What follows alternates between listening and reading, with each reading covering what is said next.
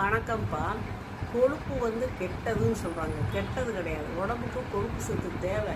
நம்ம ஜாயிண்ட்டு மூட்டுகள்லாம் நல்லா இயங்குறதுக்கும், அப்புறம் மூளையே கொழுப்போடு சேர்ந்தது தான். அது நல்லா ஆக்டிவாக இருக்கிறதுக்கும், அந்த மனசு சரியாக இருக்கிறதுக்கும் அந்த கொழுப்பு சத்து உடம்புக்கு தேவை.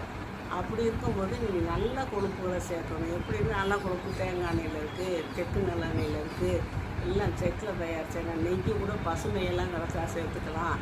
அப்படி சாப்பிட்டுட்டு நீங்கள் இது பண்ணலாம். கெட்ட கொழுப்பு எப்படி ஆகுதுன்னா, நீங்கள் இந்த பொரிச்ச எண்ணெய்கள், இப்போ வீட்டில் பலகாரம் இருந்துட்டோம்னா அந்த எண்ணெயை கீழே ஊற்றுறது, அதவே திருப்பி நம்ம யூஸ் பண்ணுறோம். அப்புறம் அப்பளம் பொரிச்சா கூட கொஞ்சம் தானே எண்ணெய், அதை கூட கீழே ஊற்றிடலாம். தைரியமாக ஊற்ற மாட்டோம்.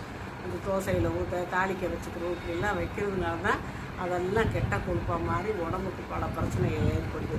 அதனால் நல்ல எண்ணெய்களை பார்த்து நீங்கள் சேர்த்து உடம்புக்கு தேவையான கொழுப்பை நீங்கள் வச்சுக்கணும்.